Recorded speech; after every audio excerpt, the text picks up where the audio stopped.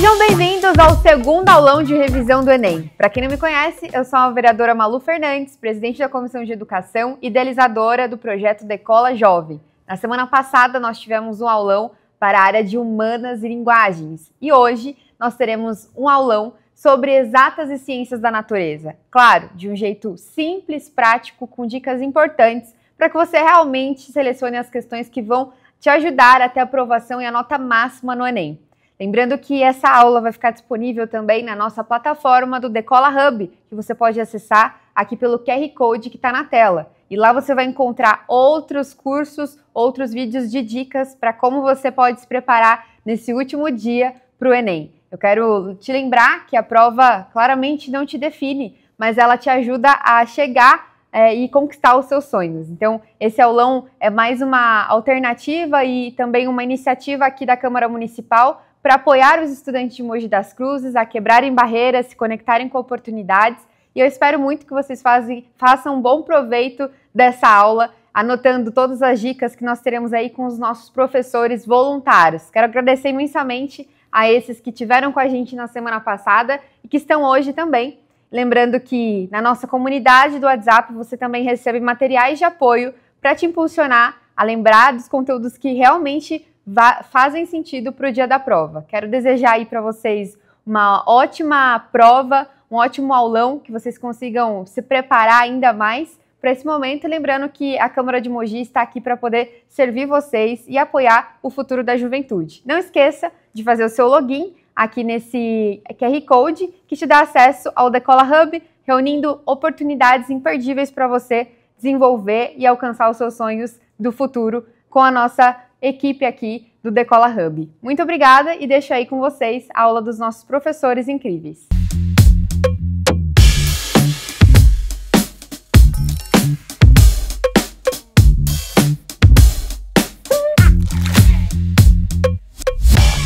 Boa noite, gente, tudo bem?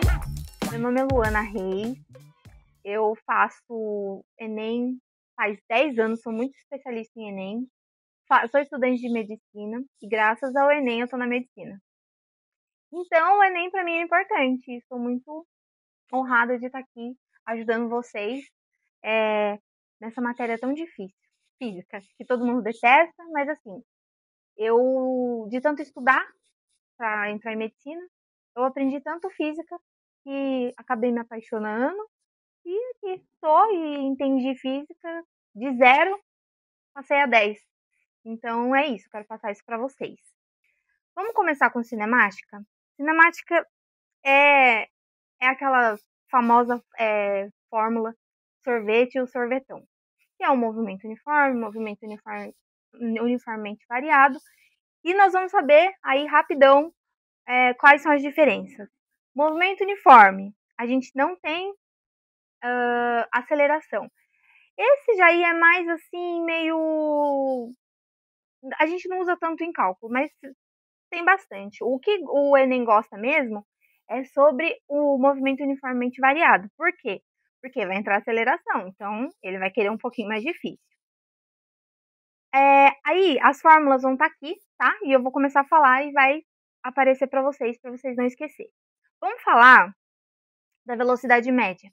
A velocidade média é igual ΔS dividido por ΔT. Gente, esse delta, quando a gente fala de delta, rapidão, lembrando, sem quem esqueceu, é diferencial. Inicial, final menos inicial. Então, a gente tem que ficar esperto com delta. Agora, vamos colocar. Isso na velocidade média, a gente está falando sobre o movimento uniforme. E não é o variável. Agora, o variável, vamos falar as fórmulas. Velocidade igual V inicial mais aceleração vezes T. Do sorvetão que é famoso, S igual a S0 mais V0T mais, presta atenção aqui, A vezes T ao quadrado dividido por 2. Vai ter entre parênteses, tá, gente? Porque não tem como a gente fazer a soma com divisão, tem que ter o parênteses. E a última, que é V ao quadrado igual a V0 ao quadrado mais 2 vezes aceleração vezes ΔS. que acontece nessas daqui? Sabe quando a gente está num lugar e quer fazer saber quanto tempo chega? Claro, hoje a gente tem o Waze, mas se você quer testando, eu fazia isso para chegar em vestibular. Eu testava e dava certo, porque é uma média, né? Então eu usava o movimento uniformemente acelerado. Por quê? Uniforme acelerado. Por que eu usava ele? Porque tem aceleração.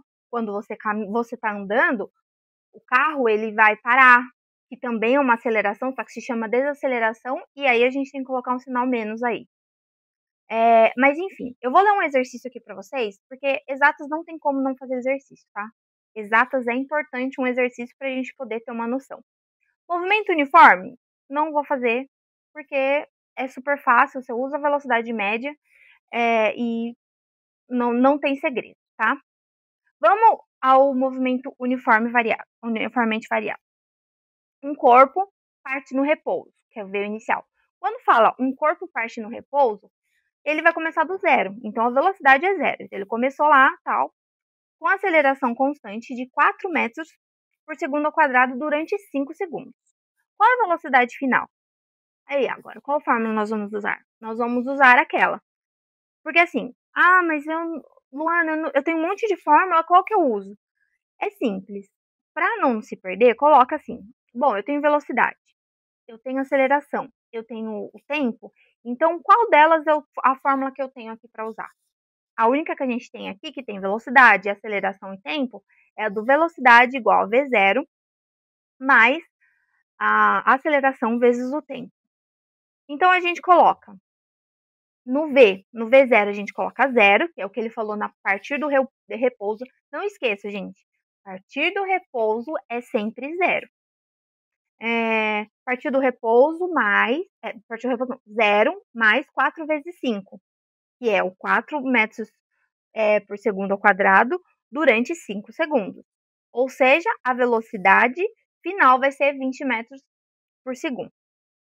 Gente, uma dúvida que todo mundo tem, e isso é crucial para a gente poder entender, as unidades. Se você não entender a unidade, você não vai entender física. Vamos começar assim. Quando a gente fala em S, podemos falar metros ou quilômetros. Quando a gente fala em velocidade, lembre-se, velocidade é metros por segundo ou quilômetros por hora. Quando a gente fala de aceleração, nós trabalhamos com metros por segundo ao quadrado. Então, não esqueça, aceleração é metros por segundo ao quadrado, para não confundir com velocidade, tá? Isso é bem importante. E também eu falo isso porque eu tinha essa dúvida sobre espaço, sobre posição, mas isso é super importante, tá? A gente saber unidade. Sob unidade, você consegue fazer da unidade, você consegue fazer uma fórmula, lembrar da fórmula, tá? Então, isso é muito importante. E o tempo, a gente pode trabalhar com segundos ou horas. Geralmente, o Enem gosta de você fazer aquela transformaçãozinha de minutos para hora, enfim. Isso vocês viram em matemática. Essas pequenas coisas eles vão pedir, tá? Outra coisa, não tem como eu pegar uma velocidade metros por segundo e colocar o tempo em horas. Não, eu tenho que transformar tudo em segundos. Ou transforma em segundos ou em quilômetros a velocidade, tá bom? Agora a gente vai para a parte da dinâmica. A dinâmica é aquele lado assim. É aquele que a gente usa aqueles bloquinhos, sabe? O tal do Newton, que todo mundo conhece. É ele que nós vamos usar agora. Bom, aí nós vamos... Tem a primeira lei, a segunda lei e a terceira. Por quê? Nós vamos ter atrito, nós vamos ter... Lembra que a gente coloca um bloquinho aqui, né, na superfície, e as forças, elas se anulam? E aí a gente pode calcular, elas só vão se anular se estiver na superfície. Mas calma aí que eu vou explicar para vocês, vou relembrar vocês. Eu sei que é muita coisa, é muito conteúdo, e a gente precisa dessa aulinha para a gente poder respirar. Vamos lá.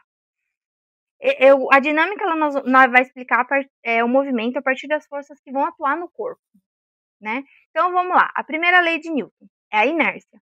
O corpo vai repousar, a permanecer em repouso. Sabe aquela famosa do ônibus?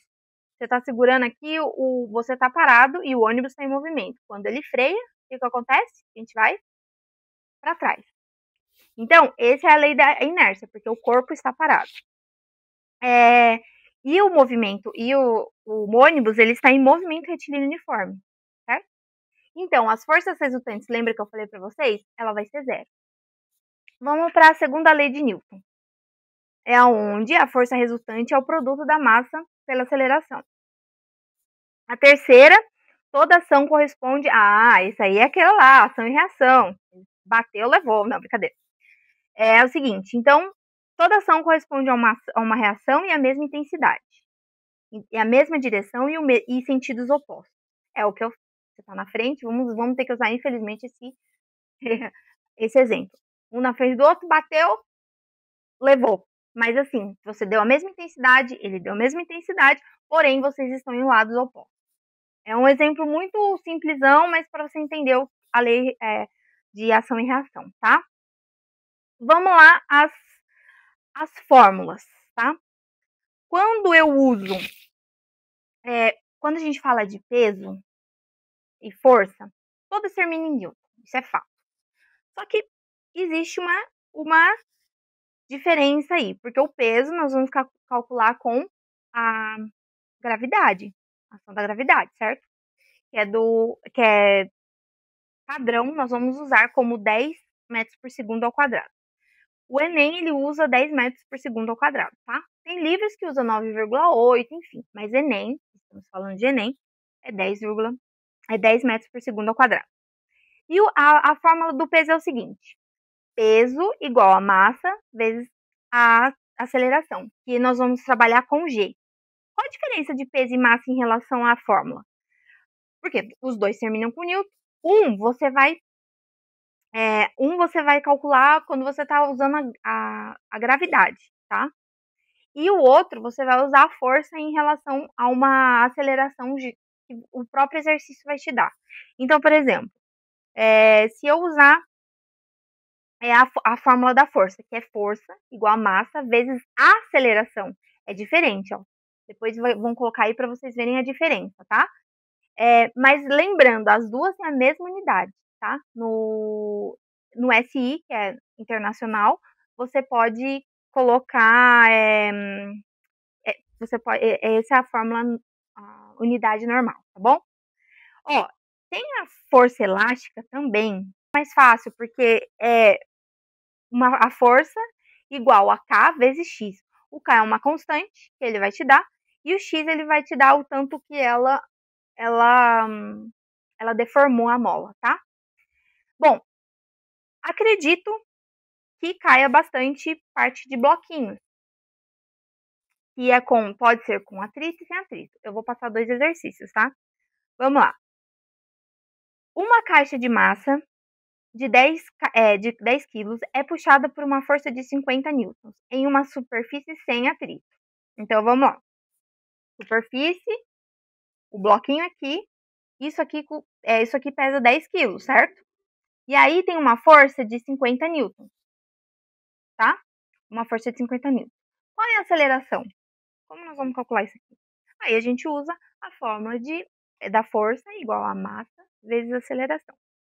Gente, uma coisa que é super, assim, para cair em erro. Tomar cuidado, porque Newton, a fórmula do Newton, ele é em quilo, não é em gramas. Então, tudo que você for transformar, você tem que transformar de quilo de gramas para quilo, tá?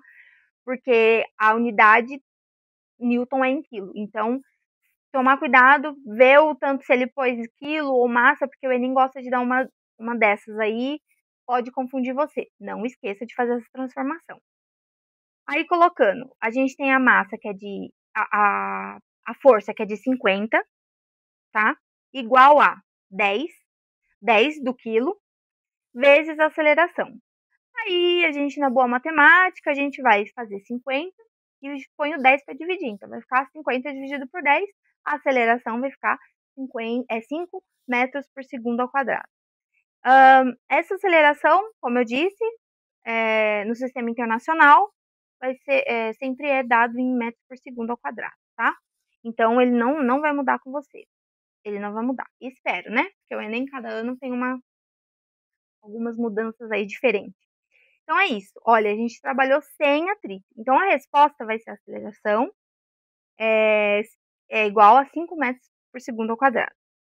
Gente, eu sei que lá é múltipla escolha e tal, mas qualquer lugar que vocês forem fazer um vestibular, nunca esqueça da unidade. Porque na física, se você não põe unidade, você pode levar zero, você pode. Vai ser anulada a sua questão. Por quê? Porque a física precisa da unidade, senão vai ficar um número de quê? Entendeu? Então, a unidade é importantíssima. Bom, agora vamos lá. Vamos com atrito agora. Uma força de 20 newtons atua sobre um bloco de 4 quilos. A força de atrito contrária ao movimento é de 4 newtons. Qual é a aceleração? Quando eu falo aqui em força ao contrária, tá? O que vai acontecer? Eu sempre vou colocar um negativo, tá? Então, força ao contrária. Vamos usar aquela fórmula de força vezes massa vezes aceleração? Vamos? Então, vamos lá. Para você saber a resultante dessa força, nós vamos fazer 20 menos 4. Por quê? Porque quando a gente fala atrito em forma contrária, nós vamos fazer vamos subtrair. Então, vai ficar 20 menos 4, que vai dar 16. Opa, achei uma força. A força resultante aqui, tá? Força resultante. Aí, vamos usar aquela fórmula que a gente já sabe, que é força, massa vezes aceleração. Não temos aceleração, mas temos a força, que a gente dá 16 newton. Põe 16 newton lá. Quanto que é a massa? 4. 16 dividido por 4 metros por segundo ao quadrado é a aceleração. Lembrando, cuidado quando ele falar atrito, ele sempre vai falar o tipo de atrito, tá? E atrito sempre é o contrário, né? Você tem que ficar esperto, porque se tá pra cá, o atrito pode ser ao contrário, porque é o que ele vai é o que vai segurar o bloco ou alguma coisa aqui na mesa. Isso é um resumo, porque eu nem vou falar de coeficiente de atrito, porque é bem rolê. Bom, então assim, não esqueça de quando falar força de atrito ao contrário, vocês colocam negativo, tá? Ele vai explicar direitinho, o Enem, só que tem que ficar esperto na interpretação, tá? Vamos para energia mecânica, tá? Gente, energia mecânica, eu gosto dela, por quê? Porque a gente lembra eu particularmente gosto de ver energia mecânica, lembrar de parque de diversão. Por quê? Sabe aquela montanha russa? As montanhas é onde a gente vai conseguir ver energia cinética, energia potencial, energia mecânica total. Por quê? É muito interessante isso. Porque a energia, a gente já está acostumado a falar que ela dá uma transformadinha, né? Ela se transforma. Ela não perde, ela se transforma. Então, a gente vai pegar a cinética, a potencial, e nós vamos transformar em mecânica. Mas aí, o que acontece aí? Né? Nós vamos ter a conservação de energia. Vamos começar na parte do que a gente sai da montanha-russa. A gente tá lá no brinquedinho e tal. Quando a gente vai sair da montanha-russa, não tem... Primeiro é uma parte reta. Não tem como você já chegar na subida. Essa parte reta, nós vamos trabalhar como cinética, que é a velocidade, que é onde nós vamos ter aceleração, velocidade. Aí, quando ela começa a andar, você não começa a subir? Aí nós vamos entrar pela energia potencial. Por quê? Porque nós vamos mexer com a gravidade. Você tá sendo contra a gravidade, você tá indo contra... subindo. Então, assim, você vai ter altura, você vai ter gravidade. Então, já muda aí a fórmula e o esquema. E depois, aí ela continua sendo... Quando a gente faz aquela parábola, assim, a gente chama de energia potencial. Porque nós vamos ter a altura dela, nós vamos ter o efeito da gravidade e a massa do carrinho que tá carregando a galera. Então, assim, a gente tem que ficar atento. O legal é você saber. Reto, energia cinética. Montanha, energia potencial, tá? O que é a energia mecânica? A energia mecânica nada mais é que eu pego a cinética mais a potencial e junto as duas. Então ele vai querer saber a energia mecânica da montanha russa inteira, daqueles caminhos que a gente vira de ponta cabeça. Ele quer saber a energia mecânica de tudo, tá? Então isso é muito legal, porque a gente vai. Eu tô até um exercício aqui, deixa eu ver se tem de carrinho, para a gente poder. Para poder explicar para vocês. Mas vamos lá as fórmulas, tá? Energia cinética é o EC, o famoso EC que a gente gosta, igual a entre parênteses, porque ajuda a gente a fazer, porque na verdade é o V ao quadrado, mas ajuda a gente a fazer a conta e aí simplificar para vocês. É igual a massa vezes V ao quadrado dividido por 2, tá? Isso daí é uma questãozinha de matemática que coloca na fórmula, justamente ele dá às vezes quando a gente coloca entre parênteses a gente entende, mas lembrando que quem é o quadrado não é a massa, é a velocidade, tá? Bom, vamos lá. Energia potencial gravitacional, que é onde eu falei para você, que é onde está a subida da montanha. Energia potencial nós vamos usar energia potencial igual a massa, é a massa do carrinho, vezes a gravidade, que a gente está desafiando ela, e a altura. A altura de quê? Do tanto que subiu da montanha russa, da altura que chegou lá a montanha russa. E é isso. Então, essa da energia potencial. Da energia mecânica, como volto a falar, que é o EMEC igual a E cinética mais o E potencial. Então, vamos para agora eletricidade. Particularmente, eu gosto de eletricidade. Uma curiosidade que eu não contei para vocês, eu terminei a faculdade de engenharia elétrica, então eu entendo também, porque eu achei que a gente vai fazendo, né, na vida, vai fazendo tudo, por isso que a gente nunca pode parar de estudar. Então, terminando a faculdade de medicina, eu vou ter 2 diplomas. Então, gente, estudem, estudem, estudem e vão fazendo. Quanto mais vocês correrem, melhor atrás, tá? Bom, vamos lá. Vamos nas grandezas principais, tá? Nós vamos trabalhar com Coulomb, com a carga elétrica, que é aquele quesão, o corrente elétrica, que nós vamos trabalhar com I, tensão e diferença de potencial, que vai ser o tal do V, de volts, e resistência elétrica, que é a oposição da passagem é resistência, gente. É melhor que ficar lendo aqui.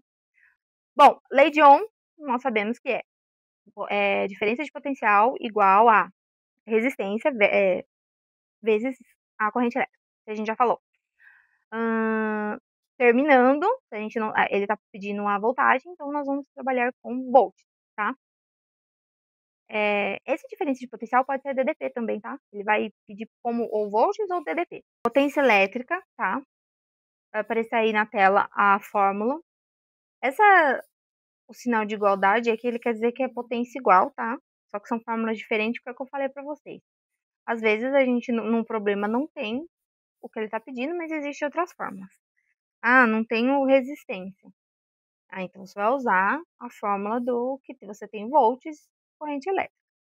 E aí você descobre a potência. Bom, aí a potência elétrica, que vai ficar DDP, ou V igual a I, vezes I, igual a resistência vezes corrente elétrica ao quadrado, ou DDP ao quadrado, ou voltagem, dividido pela resistência, tá?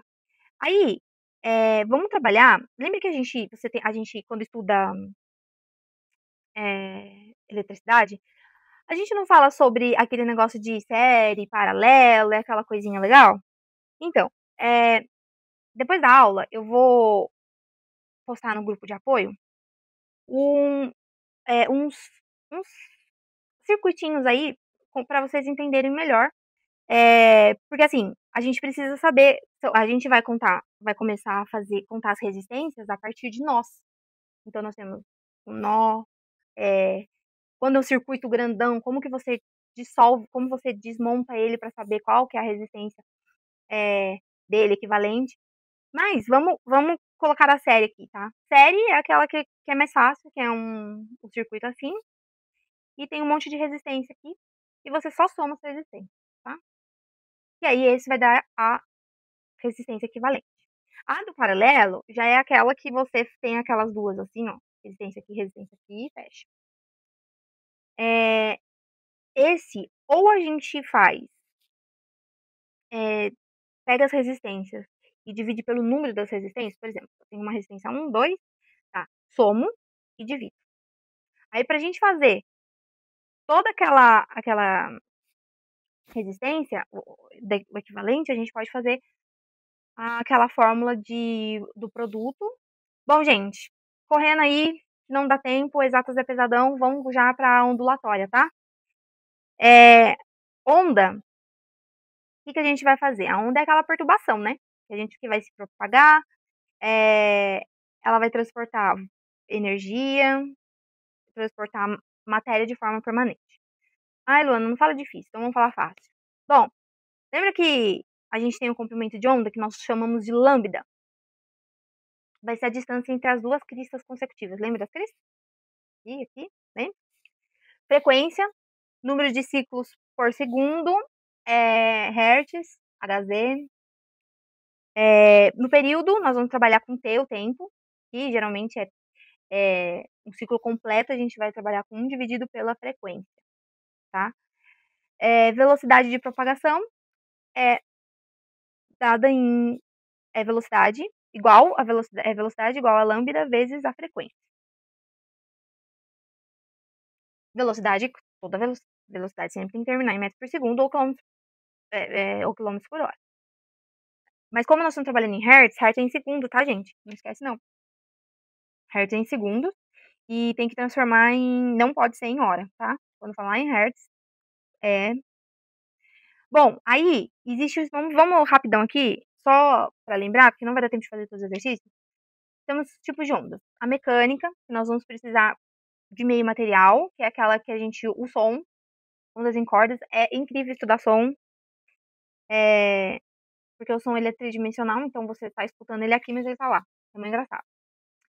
Eletromagnética, que a gente não precisa do meio, então vai ser a de rádio, micro-ondas, luz. Longitudinais, a gente vai ter vibração paralela em direção à propagação. É o som do ar, no ar, tá? Vamos para a temida de todas as coisas, a termodinâmica? Para finalizar aí, termodinâmica não, tem termodinâmica e tem calorimetria, não vai finalizar não, tem bastante. Bom, vamos lá. A termodinâmica, ele vai calcular assim, ó, ele vai estudar as trocas de energia entre um sistema e um ambiente de calor e trabalho. O trabalho aqui, nós vamos trabalhar com W, tá? E o Joule vai aparecer aqui de novo, tá? Então, você tem que tomar cuidado. Aqui ainda ele não pede para transformar em caloria.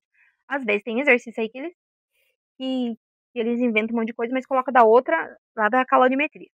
Bom, vamos lá. A lei da termodinâmica é o seguinte. Nós temos a fórmula delta U, variação de energia interna de gás. Porque assim, a gente vai ter aquele negócio de pressão constante no gás,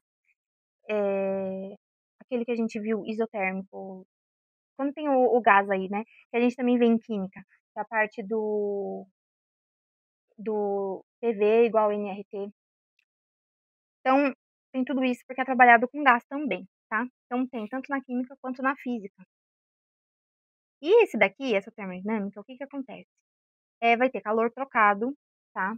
Que é o Q, e o W que é o trabalho, tá? Bom, o trabalho de um gás, que é o que eu falei para vocês, nós vamos ter pressão constante e variação de volume, porque depende do problema, depende do recipiente, enfim. Vamos com a temida calorimetria, que é onde cai mais no... Não é temida, porque ela cai muito, tá? Bom, o que nós vamos fazer aqui na calorimetria? Nós vamos estudar a troca de calor entre os corpos. O que acontece? Quando a gente coloca lá naquela bandeja, quando a gente vai pra praia, a gente coloca as latinhas, você coloca o gelo, coloca a latinha e tal. Aí, beleza, aí você tirou a latinha. Só que, o que acontece? Quando a gente coloca uma latinha quente com a latinha gelada, o que vai acontecer? A gelada vai ficar, a quente vai ficar gelada, certo? Vou explicar pra vocês aí. Vamos primeiro o calor sensível aqui na fórmula? que é o Q igual a M vezes C vezes T, tá? O Q, a gente já sabe a quantidade de calor, que é o que eu falei pra vocês. Nós vamos transformar ou em caloria, vai dar ou em caloria ou em joule, tá? M, massa. C, calor específico da substância. E ΔT, variação de temperatura. T final e T inicial. Esse calor, a diferença de calor sensível e calor latente, o calor latente vai ser a fórmula vai ser assim, ó, Q igual a M vezes L. E o L vai ser calor latente. Fusão ou vaporização. Qual a diferença dos dois? O calor sensível, ele é, quando a gente vai usar ele, é quando não tem mudança de estado, tá? O que não tem mudança de estado? De líquido para gasoso. É só uma mudança de temperatura. De 0 a 100. A partir de 100 já não é mais sólido, aí vai vaporizar. Aí de 0 a 100 tá lá. De 0 a 100 você é líquido. Depois vai mudando, vai para sólido. Vem do sólido, líquido e gás. Então era de um sólido, aí vai vir pro líquido e vai vir pro gás. O calor latente é o que a gente calcula, a mudança de estado. Já no calor sensível, a gente não calcula isso, a gente calcula só a mudança de temperatura, tá? Isso é super importante, porque aí o Enem pode te dar o calor latente, o valor, e você fala, puxa vida, eu só sei o Q-macete, que é a fórmula do calor sensível. Mas você tem que lembrar dessa fórmula que molha aqui do calor latente, tá? Vamos lá. E é isso, gente. Agora, antes da prova, no sábado, dá uma descansada, vai fazer alguma coisa que seja leve e divertida para vocês descansarem para domingo fazerem essa prova. Não fiquem nervosos, levem um chocolatinho, um docinho para descansar. Não esqueça das canetas pedidas, que eu acho que é a caneta preta. Enfim, vocês já estudaram o ano todo, já se prepararam, então agora é só fazer, tá bom? Boa prova para vocês!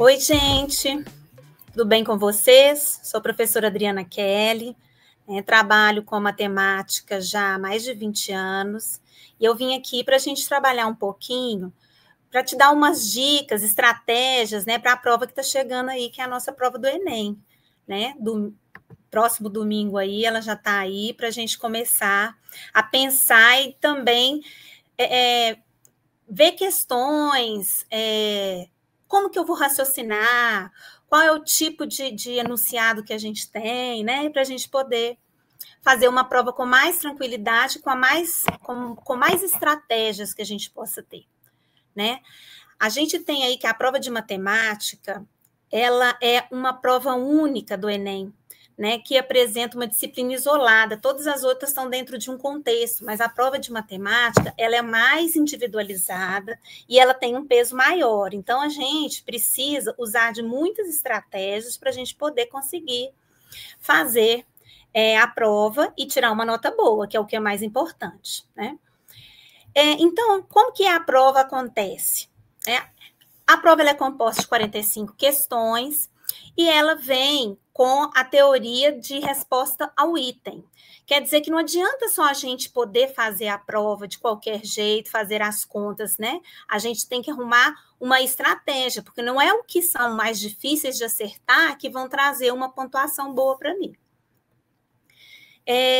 Então, o Enem, ele valoriza o que é coerente, entre as questões fáceis, médias e difíceis. Então, a gente tem que ver aí como que a estratégia ela é essencial para poder a gente acertar o maior número de questões possíveis, A gente tem que prestar atenção que a gente tem na matemática uma gama grande de conteúdos, Mas o Enem, ele tem um foco mais em alguns conteúdos específicos, Então, funções, geometria, estatística, proporção, porcentagem, interpretações de gráficos e tabelas. Então, isso que a gente vai ver um pouquinho, que a gente vai ter que dominar alguns tópicos, para garantir aí uma boa prova.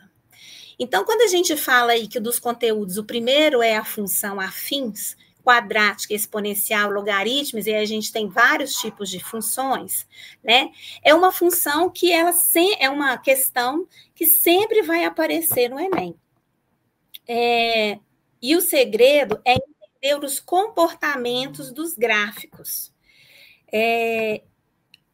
Então, a gente tem lá o que é uma função crescente, decrescente, qual que é o formato dessa função, né? Às vezes, no próprio enunciado, vai trazer algumas frases, algumas palavras que vão dar chaves para você saber que tipo de função que está pedindo aí no exercício, né?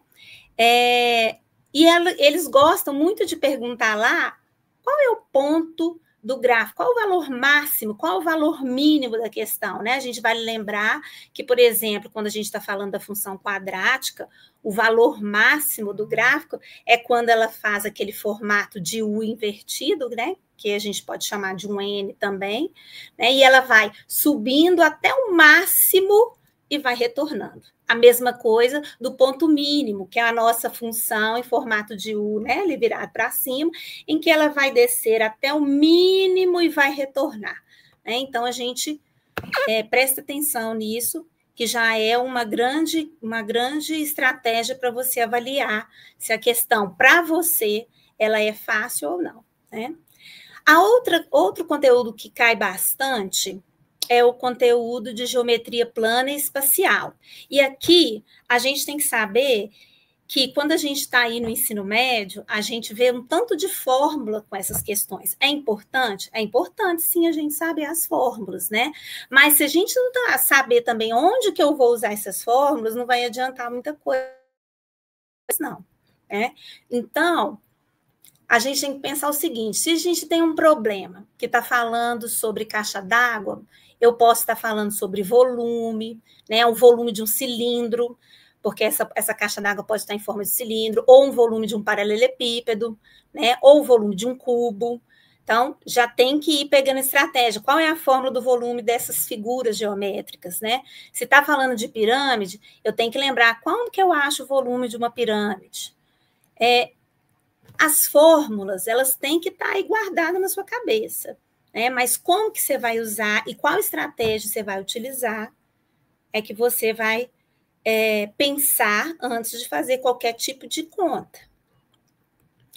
Outro conteúdo que a gente tem bastante são as razões, proporções e regras de 3, né?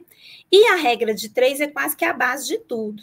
Então, a gente precisa estar pensando, na hora que eu estou estudando matemática, principalmente esse conteúdo, é a gente trabalhar com as escalas, com mapa, receita, né? Se eu aumento X ingrediente numa receita, qual que é a proporção que eu tenho que fazer no outro? Né? A escala dos mapas, por exemplo, né? Se eu estou desenhando ou fazendo um croquis, como que eu vou fazer esse croquis fazendo uma representação do real no papel? Né? Então, a gente começa a ver as proporções e as razões, porque aí a gente consegue entender melhor as situações da vida real, porque lá no Enem as questões são muito de vida diária. Né? Então, a gente tem que colocar isso em prática para poder chegar lá. Porcentagem em juros, um outro conteúdo muito importante e que também é aplicado no nosso cotidiano, é quando a gente tem desconto de loja, aumento de preço, juros, rendimentos em alguma aplicação, né? Então, a gente tem que pensar o seguinte, quando se fala assim, aumentou 10% e depois reduziu 10%, será que o resultado é realmente nulo, zero para essa situação? Como que eu posso pensar nisso? Né? Porque se aumenta 10% e reduz, né? Como que eu vou fazer com isso? É uma conta de adição, é uma conta de multiplicação? Como que eu vou trabalhar essa operação na hora de trabalhar? Porcentagem, juros, a gente trabalha com o termo multiplicativo e não aditivo. Então, mais uma dica aí. Estatística e probabilidade. O que cai lá? Média, mediana, moda, né? Ali eu coloquei o Enem ama essas questões, e realmente são questões que sempre caem também lá na prova, e elas sempre vêm a partir de uma leitura de gráfico. Então, o que é importante eu saber ler o gráfico, ver do que ele está falando, sobre os seus eixos, o eixo X, o eixo Y, o que tem colocado de informação para me poder pensar e responder as questões. E aí, né, já junto da estatística e probabilidade, a gente tem a análise dos gráficos e tabelas, que é também uma questão de interpretação, né? Então, quando eu vou olhar um gráfico, eu não olho simplesmente se ele é um tipo de coluna, se ele é um tipo de pizza, se ele é um tipo de linha. Lógico que isso é importante, porque cada um vai trabalhar com uma questão de análise. Por exemplo, normalmente os gráficos de linhas vão se trabalhar com questões de aumento de percentual, não de percentual, um aumento de uma empresa, do que ela está ganhando, né? O gráfico de pizza mais percentual, o gráfico de coluna, um gráfico que vai trabalhar mais com números. Então, a gente tem essas questões também. Mas eu saber interpretar o que está escrito, entre ver os números, você está falando sobre milhão, 1000, qual que são as unidades de medida que vocês estão trabalhando nos eixos, né? Isso é mais importante do que você pensar no tipo de gráfico, né? Então, observar os eixos, ver os valores, né? Comparar visualmente o que está acontecendo, se for um gráfico de coluna, numa coluna com a outra, né? Então, isso traz para a gente uma clareza maior, né, da questão. O que tem muito também que cai aí é questões parecidas, né? E às vezes o aluno ele vai ver rápido aquela questão, foi o que eu falei aqui agora, da gente prestar atenção na análise do gráfico, né? Às vezes aquela questão traz um texto e logo em seguida um gráfico, então analisa aquele gráfico, depois volta, vai ler a questão para poder ver como que ela tá ligada com o gráfico que está dizendo lá embaixo, né? E ali, a dica que eu dei ali foi essa, da gente pensar, né? Porque a gente sempre tem que pensar lá no que está acontecendo no gráfico, né? Se ele está mostrando valor absoluto, se é uma diferença, se é uma variação percentual. Isso também vai estar escrito no enunciado, né? É muito importante no enunciado a gente colocar, riscar, né? Circular, fazer o que for em palavras-chave, né? Então, com relação aos gráficos lá, a gente vai ver o que ele está perguntando. Ele quer saber o quê? Qual é o tipo de informação numérica que o texto traz? E essa informação numérica se refere ao quê, né? Da questão. Então, o Enem é um pouco assim, ele vai trabalhar com você para você pensar nos números, mas ele quer que, na verdade, você tenha esse raciocínio lógico. Né? Então, ler gráficos, ler textos, sempre com muita calma, com tranquilidade, prestando atenção nessas palavras-chave, para que você possa conseguir compreender a questão, e não ficar muito tempo ali naquela questão, né? Você precisa, vou trazer algumas outras dicas aqui, mas ter calma na hora de ler. A gente sabe que são 45 questões e que a gente tem um tempo entre uma e outra de 3, 4 minutos para uma questão, para me poder resolver a prova toda, mas também a gente não pode ficar preso nisso, né? Então, leia com calma, respire, né, que a gente consegue chegar ao fim da prova com tranquilidade. Então, uma dica lá, ler os enunciados e sublinhar, circular, o que você acha que está ali, que vai trazer de informação para você não ter que ficar retornando no texto toda hora, né? Está falando sobre taxa de variação, valor máximo, valor mínimo, aumentou, reduziu, é proporcional, é porcentagem. Então, vá sublinhando essas questões, essas palavras-chave, para que você possa focar mais rapidamente no que a questão traz do que ficar lendo todo o texto de novo, né? E uma dica que eu trago aqui para vocês é que para vocês chegarem, quando vocês verem a questão, primeira coisa, onde está a pergunta? Vai lá na pergunta, porque sempre é um texto grande, e a pergunta está lá no fim. Veja o que a pergunta traz, porque na hora que você retornar ao texto e for ler ele todo, você vai conseguir identificar o que a pergunta está colocando e quais são os dados que você tem lá nas questões. Então, comece pela pergunta e depois retorne para o texto, tá? Identificar qual é o tipo de questão. A gente tem questões diretas, contextuais, numéricas e interpretativas. Então, qual que é o tipo de questão? Qual que é o tipo de questão que, às vezes, para mim é mais fácil compreender, mais rápido, né? Algumas que eu possa ter dificuldade ou deixar mais para o fim. Então, nós temos lá questões diretas, aquelas que vão falar assim diretamente, calcule o valor do X, calcule a porcentagem, qual é a razão, qual é a proporção, né? Então, essas são as perguntas mais diretas. Questões contextuais é aquelas que vão ter, além do texto, gráfico, tabelas, são situações mais do dia a dia. Exige uma maior leitura, uma maior interpretação, né? Porque quando se traz uma questão onde tem um texto muito grande, a gente tem que ler ali as entrelinhas para descobrir o que a matemática está aparecendo dentro desse texto. As questões numéricas, né? Que é realmente foco em conta, né? Que é um pouco menos de foco do Enem. E questões interpretativas, que é a gente ter o raciocínio lógico para poder entender a questão mesmo, né? Entender os dados que aquilo ali traz.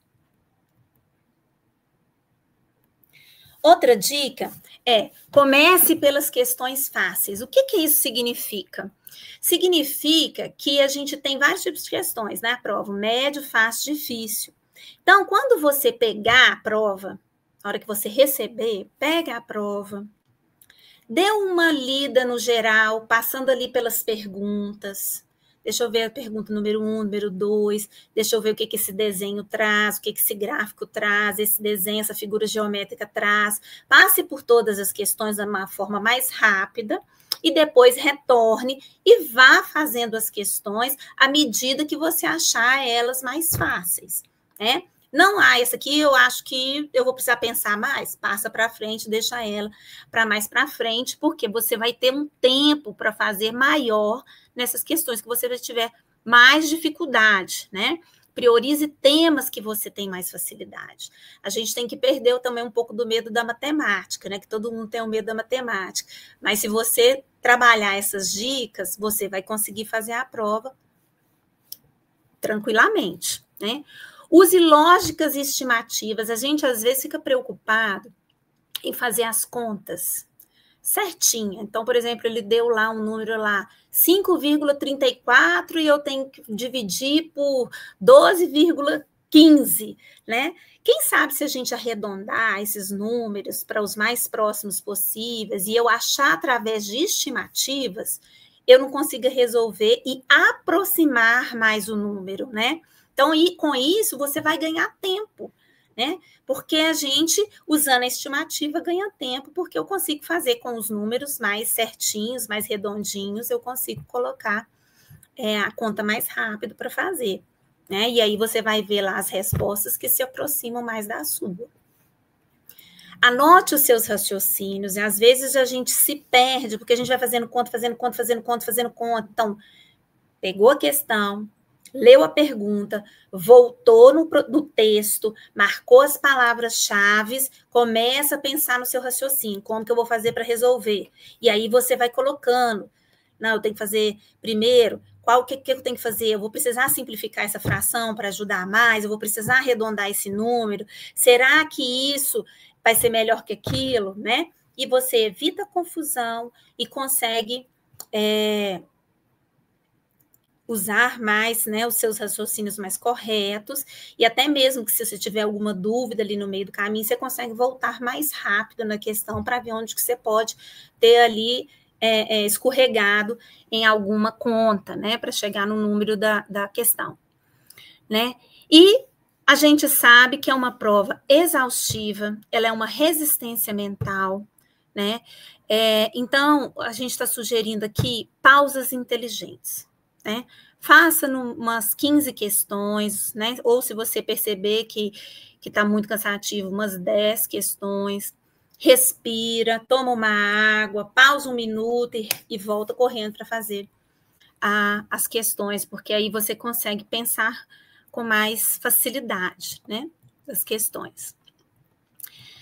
E o que são os erros mais comuns que a gente vê por aí nas questões das pessoas que vão fazer as provas, né? Do Enem ou qualquer outro tipo de prova, né? Que a gente vai fazer. Primeiro, ler rápido demais e errar no que foi pedido, por isso circular as palavras-chave, por isso ler primeiro o que está pedindo, por isso escrever o seu raciocínio. Esquecer as unidades de medida, que muitas vezes lá na pergunta, ele vai falar assim, quantos centímetros? Mas todo o seu texto estava falando em metros, então tome cuidado com isso, né? Porque aí você vai ter que fazer a transformação de unidade de medida.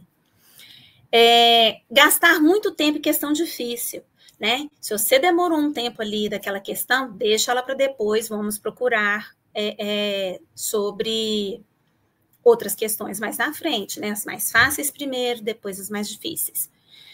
Não revisar o raciocínio. Eu sei que a prova, a gente tem um tempo curto para fazer as questões, né? Entre 3, 4 minutos cada questão, mas também a gente não pode deixar de revisar o que você foi escrevendo ali ao longo da sua questão, do seu raciocínio, como é que você foi pensando, né? Você está fazendo a prova ali, depois você vai passar para um gabarito, então ainda dá tempo de você revisar alguma coisa que você ficou com dúvida. Marque lá a dúvida, coloca um asterisco, uma interrogação, para você retomar depois o raciocínio, né?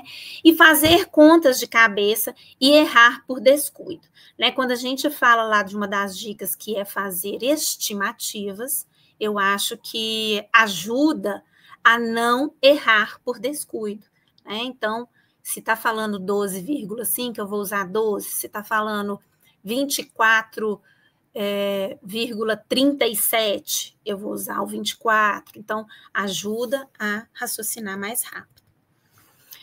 Eu trouxe aqui algumas dicas de algumas questões. Eu vou tentar passar um pouco mais rápido delas, né? Mas eu acho que é importante a gente falar um pouquinho dessas questões. Então, por exemplo, quando a gente fala em porcentagem, a gente tem que pensar que a gente está trabalhando com descontos progressivos. Então, olha lá, um casaco que custa... É uma questão simples, tá? Essa daqui, mas é só para vocês verem o raciocínio que a gente tem que ter. Um casaco custa R$250. Há um desconto de 20% sobre o preço e em seguida um desconto adicional de 10% sobre o novo preço. Qual é o final do valor a ser pago? Então, aqui a gente tem que ter o cuidado, porque os descontos sucessivos, eles não somem, né? Então, a gente tem que primeiro aplicar no preço de 250 os 20% e depois do valor que eu descobri, eu vou aplicar os 10%. Seria a mesma coisa de eu pegar os 20 mais 10 e aplicar um valor de 30%? Vamos ver. Então, olha lá, quando a gente pega primeiro 20% de 250, a gente acha lá 50. Então, esse é o primeiro desconto que a gente tem. Então, 250 menos 50, R$200. E aí, a partir dos R$200, eu tive um novo desconto de 10%. Então, que os 10% sobre os 200... ele é 20, e aí o preço final vai ser 200 menos 20, que é 180, né? Se a gente somasse 20% mais 10% igual a 30, a gente ia encontrar 30% de 250. 30% de 250 é 75. Então, se a gente pegar 250 menos 75, eu vou achar 175, e não era a resposta era 180. Então, cuidado com isso para não errar os preços, os descontos aí. Outra questão é sobre a função quadrática. Ele vai pedir o ponto máximo da função. Então, a primeira coisa, ele deu aquela função lá e pediu para a gente determinar qual é o ponto máximo. Então, a gente tem que lembrar que uma função, se ela tem o seu A menor que o zero, quem que é o A ali? Vamos lembrar? O A é sempre os números que estão ali junto, né? Então, o A é o que está próximo do x ao quadrado, o B é um número que está próximo do x, e o C é um número independente, o coeficiente independente. Então, a gente tem lá que o A é negativo, porque ele é menos 2. Isso significa que o x do vértice, ele será um número que a gente vai ter o valor máximo, ela vai ter aquele formato, assim, porque ela vai chegar no máximo e vai descer. Se o nosso A, em vez de menos 2, fosse mais 2, nós teríamos o ponto mínimo da função, que ela vai descer até o ponto mínimo e vai subir gradativamente, né? Então, para a gente calcular o x do vértice, aonde que ela vai fazer a curva no máximo dela, a gente calcula com menos b sobre 2a. Né? E aí o A e o B a gente já identificou lá na primeira parte, é substituir e fazer a conta para achar o valor do x do vértice, né? E a gente vai calcular agora o y, porque o que é o ponto máximo ou ponto mínimo? É uma junção do eixo x com o eixo y. Então, a partir do momento que eu achei o x, eu passo a achar o y e acho o ponto máximo, que é 2,11. Então, olha lá, nós temos lá a junção do x com o y, que a gente tem o vértice, que a gente considera, então, o ponto máximo. A terceira dica que eu trago é de uma questão, é mesmo sobre os gráficos de barra, né? Gráfico em geral, né? Ele pergunta aqui qual que é o setor que apresenta 44% do consumo total. E qual é a média do consumo arredondar para uma casa decimal. Então, ele traz o gráfico. O que é importante a gente ver num gráfico? A gente vê os eixos, o que está falando o eixo X dos setores, residencial, industrial, comercial e público. O que está falando o eixo Y? O eixo Y está falando do consumo em quilowatts, né? Então, eu já sei aqui que, por exemplo, a indústria que tem um gráfico maior, vai estar gastando mais do que, por exemplo, o setor público, né? Então, ler o gráfico, verificar os números dos valores que estão aí, né? Usar as estimativas para fazer conta, traz melhor para a gente resultado e mais rápido, né? Ali ele está dando aqui como que calcula. Primeiro a gente fez a soma total, né? Porque é para achar a média, né? Então, primeiro ele fez a soma total.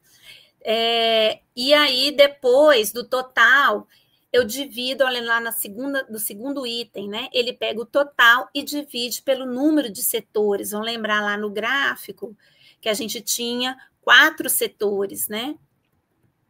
Então, a gente tem aí os 450 da soma, dividido por 4, nós temos 112,5 de média, né? Então, fica bem mais fácil da gente olhar. Então, é isso. A gente tem que ter tranquilidade, né? A prova, ela é estratégica, né?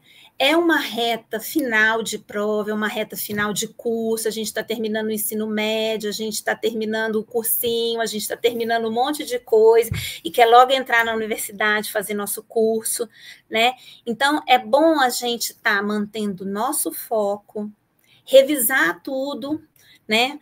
Ai, não vai dar tudo para eu revisar, mas das suas anotações, o que você tem, o que talvez você precisa mais focar agora, que ainda não ficou muito claro, né?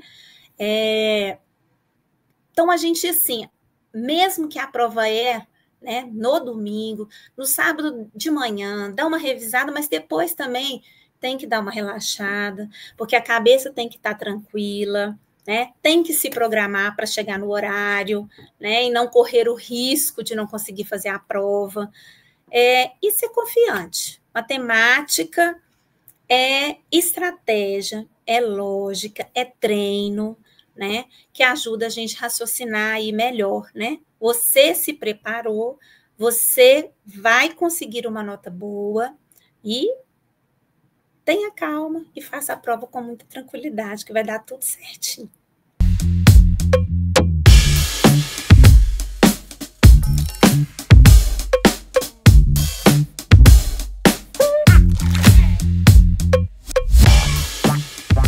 Boa noite, gente! Olha eu de novo aqui. Volto a dizer, isso aqui é fruto do meu estudo, tantos anos tentando medicina, e aí a gente acaba sabendo um pouquinho das exatas aí, exatas é comigo um pouquinho. E química ainda tá nesse ramo da exata. Bom, vamos ao assunto rápido aqui, e super passadinho. Química é rápida, ela é complexa, mas eu peguei os principais assuntos que podem cair no Enem. E você sabendo a base, você vai conseguir fazer uma questão do Enem, tá? Vamos pegar a estrutura da matéria sobre os átomos e os números atômicos. Tá aparecendo aqui uma tabela periódica. Por enquanto, vamos deixar ela aqui. E aí, depois a gente vai estar dando zoom aqui para a gente pegar um elemento químico aí para poder explicar para vocês. Vamos primeiro ver o átomo, que possui. No átomo tem? Possui prótons, que é a carga positiva, nêutrons, que é o zero, e o elétron, que é negativo, tá? Que é na eletrosfera. É aquele modelo que a gente conhece de átomo. Aí agora, o zoom aqui, eu vou pegar um elemento polêmico, mas eu gosto dele, que é o césio, que ele vai estar na família 1A. Vamos pegar o césio aqui? O césio é o seguinte. A gente reparar aqui, tá aqui em cima 55, certo? E lá embaixo tá 132. Gente, uma curiosidade aqui. Depois que vocês fizerem a prova do Enem, assistam um documentário sobre o césio e o que ele causa, porque ele é radioativo, tá? Se você já assistiu, já tem uma grande bagagem aí. Bom, então vamos lá. Aí, a gente tá vendo aqui que o césio, nós vamos pegar o césio aqui. Esse césio, quando você vê esse número 55 aqui, a gente está vendo o número de próton, tá? Que é o número atômico, que é o Z, a gente chama. E o pequenininho, que vai dar 132, aí você vai falar, mas por que é 137? Tem uma radiação, lembra que vocês estudaram alfa aí? Alfa 4 menos 2, lembra? É isso aí, por isso que tá aqui. Quando a gente estudou a parte de radiação. Aí nesse 132 aqui é a parte que a gente chama de número de massa, tá? Então é ele que nós vamos usar. Então o número da massa dele é 132 do césio. Aí a conta a gente já colocou, né? Aqui a fórmula do A igual a P mais N, que é a gente soma o número de próton e o número de nêutrons, que é a continha que a gente tem que fazer. Aí a gente vai falar sobre os isótopos, isóbaros e isótopos. Os isótopos é aquele que a gente tem o mesmo número de Z, que é o mesmo número de prótons, mas em massas diferentes. Os isóbaros a gente tem a mesma massa e os isótonos nós temos o mesmo número de nêutrons. E aí a gente aprende a fazer esse cálculo aí. Vamos lembrar também sobre ligações químicas, tá? Vamos falar sobre a ligação iônica. Passar por cima aí. Ligação iônica ocorre entre metal e metal. Agora, olhando aqui para a tabela. A tabela está toda coloridinha aqui, né? Nós sabemos que a linha azulzona mais clara é a família 1A, a laranja é 2A, e aqui cada um, é bom a gente relembrar que quem é quem aí. Então, o azulzão claro, a gente vai ter os metais alcalinos. O do bege ou do laranja, nós vamos ter alcalinos terrosos, metais também. E na parte ali do boro, de alumínio ali, a de alumínio para baixo são outros metais, tá? Já na parte roxinha, nós vamos trabalhar com não metais. O rosinha halogênio E o verdão escuro nós vamos chamar de gases nobres. Lembra disso? Então, aí a gente tá aparecendo aqui, tá com a legenda aqui, tá bom? E a ligação iônica é quando é metal e ametal, certo? Como a gente pega um desses coloridinhos, ou do azulzinho alcalino, e um do cloro, que aí fica NaCl, tá? E eles que são, aí é uma ligação iônica. Quando a gente usa covalente, lembra que a gente, agora, além da iônica, nós vamos falar da covalente. A covalente vai ocorrer entre os ametais, o roxinho ali, aqui da tabela, tá? Os ametais com compartimento de pares de elétrons. Então, nós podemos formar aí o H2O, o CO2, a gente sabe que é ligação covalente, tá? Bom, aí vamos falar sobre polaridade e forças intermoleculares. A gente tem a ligação polar, é quando tem a diferença de eletronegatividade, tá? E é significativa entre átomos. Então, quem é mais eletronegativo vai ser a diferença entre quem é mais eletronegativo e quem é menos. E ligação apolar, eles têm a mesma eletronegatividade, tá? Aí agora vamos ver aqui molécula polar. A soma dos vetores das ligações é diferente de zero. E a polar, os vetores se anulam, que é o que acontece como no CO2, que é linear. Forças intermoleculares. Lembra daquele negócio de polo e dipolo? Então, é esse aí, de polo induzido, tá? E ligações de hidrogênio. Lembrando que a ligação de hidrogênio é a que demora mais para ser quebrada, tá? A ligação de hidrogênio é bem forte. Então, isso pode, em relação ao ponto de ebulição, a ligação de hidrogênio pode demorar a ser quebrada. Agora, isso daí eu dei um básico, porque vocês já estudaram o ano todo, tá? Então, a parte da tabela, a gente tem que saber, a pessoa que vai fazer o Enem tem que ter uma tabelinha do lado quando for estudar química, que é essencial, tá bom? Aqui é a parte que eu gosto porque entra um pouco da física, que é o que eu falei lá na física para vocês, sobre a lei dos gases. E a gente pode ver lá e ver aqui, mas o Enem ele dá mais na parte de química. Porque a gente vai ter diferença em relação a constante, a lei de Boyle, a lei de Charles. Então, a gente vai ter essa diferença. A de gases, o que a gente pode falar sobre a lei de Boyle? A lei de Boyle a gente vai colocar que é a pressão versus... lembra aqueles gráficos? Então, assim, a gente vai olhar naqueles gráficos. Pressão versus o volume. Eles vão ser constantes. A temperatura vai ser constante. Então, se a pressão aumenta, o volume diminui, tá? Porque eles são inversamente proporcional. Lei de Charles é V dividido por T, com um P constante. Se a temperatura aumenta, em Kelvin, o volume aumenta, tá bom? Aqui eles são diretamente proporcionais. Aí, gente, uma coisa que é importante. Quando a gente for usar essa fórmula aqui, que é PV é igual a nRT, que é pressão, volume, número de mols, R de constante de gases e temperatura Kelvin. Toda temperatura vai ter que ser em Kelvin, não pode ser em Celsius. Então, a gente tem aquela transformação que é TS igual 273 mais 273 mais Kelvin, tá? Então, essa fórmula aí é que vai fazer a transformação de Celsius para Kelvin.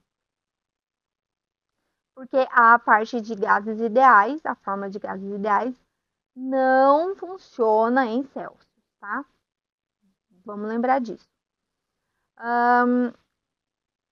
Outra coisa, tem umas unidades também que a constante, o R constante, é 0,082. Mas não se preocupe, tá?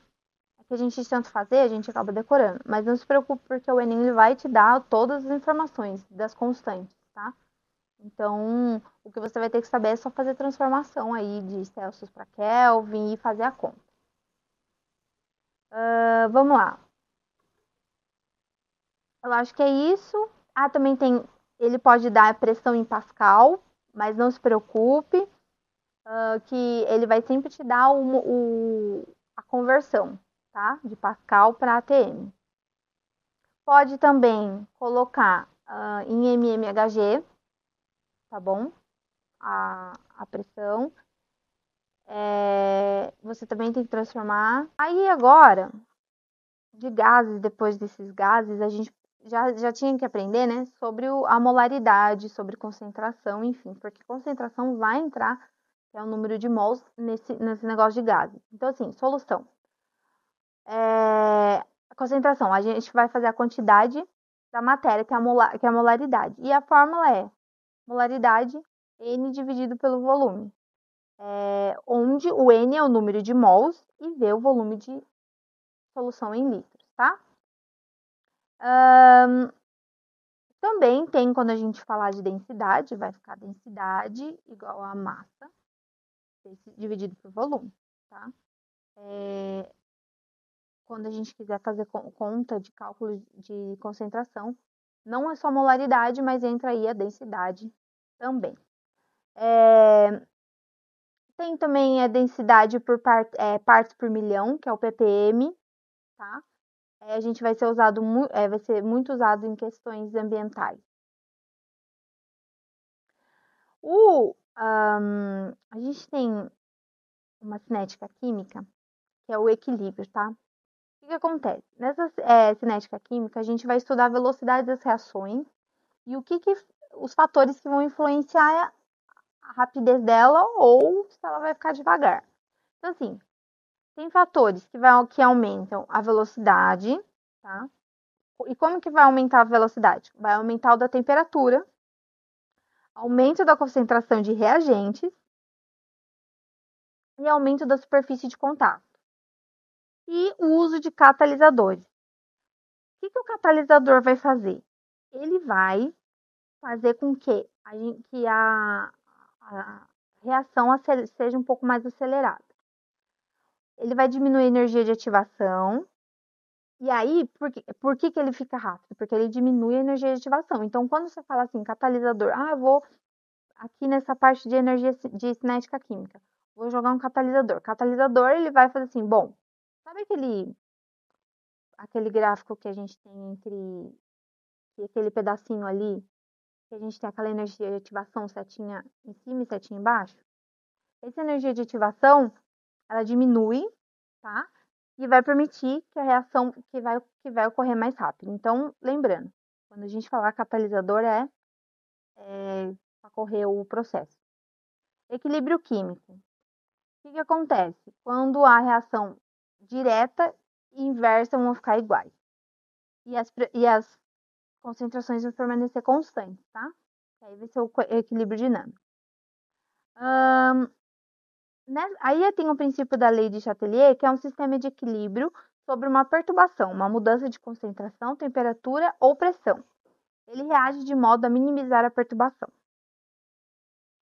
Aí, lembra daquele que a gente tem aquela reação exotérmica e endotérmica? O que aconteceu? O que acontece? Na exotérmica é porque ele vem de eixo, ele libera energia para o meio. Então, o ΔH é menor que zero. Então, geralmente acontece em combustão, tá? Quando fala em combustão, você já pode colocar assim, exotérmica. Falou combustão, é exotérmica. E quando a gente fala reação endotérmica, nós falamos absorve energia. Então, o ΔH vai ser maior que zero. E aí acontece em processos de fotossíntese, tá? Agora, vamos para a química orgânica, que eu acho incrível e interessante? Bom, a química orgânica é onde a gente vai mexer com carbono e hidrogênio, com coisas que sejam as não metais, né? Claro que tem outras situações. Aí a gente vai ter cadeias abertas, cadeias fechadas, lembra? Saturada. Vai aparecer aqui uma tabela que vai passar tudo isso para vocês, vai deixar tudo arrumadinho para vocês entenderem, porque vai ter pode olhar aqui, as funções orgânicas aqui, tá? Essas funções orgânicas, vamos ao álcool. O grupo hidroxila é OH. Então, independente do radical, lembra radical, que é a cadeia que a gente chama de CH, esse é o radical. E as funções orgânicas são sempre o final, o que ele vai dar. E no final de álcool é OH, tá? Fenol. O fenol, para a gente saber o que acontece, é quando tem uma ligação, um anel aromático. Anel aromático é quando tem, são 6 carbonos com 6 hidrogênios, são aquela de dupla ligação. Olha o anel aromático aqui. E é ligado ao OH, tá? O anel aromático. O aldeído é um grupo que você vai ligar CHO na extremidade da cadeia. Então, a gente vai ligar e vai ser chamado de etanol. Aqui a gente está pegando 2 exemplos de tudo de duas cadeias, de 2 carbonos, tá? Que quando é 2 carbonos é et. Então, nós vamos pegando de 2 carbonos e coloca o COH, tá bom? Aí a gente vai chamar de aldeído ou etanol. Cetona é mais fácil, porque é o C com dupla O. Então, é mais fácil da gente entender. Que aí a gente pode colocar 2 CH e coloca no final, aí em cima, no propanona, colocando, vamos supor, propanona, para se transformar em acetona, colocar C dupla O, tá? Ácido carboxílico, esse daqui, gente, meu Deus, o nosso, ele é muito conhecido, porque ele vai se transformar em COOH, tá? E aí vai ter ácido etanóico. Pode ser, esse ácido etanóico é o mais conhecido. O éster é COO, no meio da cadeia. Então, assim, vai formar entre ácido carboxílico e álcool, tá? É o que acontece, é muito presente nas fragrâncias e aromas artificiais. Essa amina também tem nitrogênio. Tomar cuidado que tem amina e amida, hein? Vamos falar do amina. Possui um átomo de nitrogênio ligado ao carbono. Aí esse amina a gente vai ver mais em vários fármacos, vários remédios. Amida apresenta o grupo de CONH2. Geralmente vai vir porque amônia amida não. O NH2 mistura com a amônia. Típica de proteína, ligação peptídica. Isso aqui, ó, é muito importante. Quem for na área da saúde vai aprender bastante isso aqui. Lembra quando a gente ver aquela isomeria?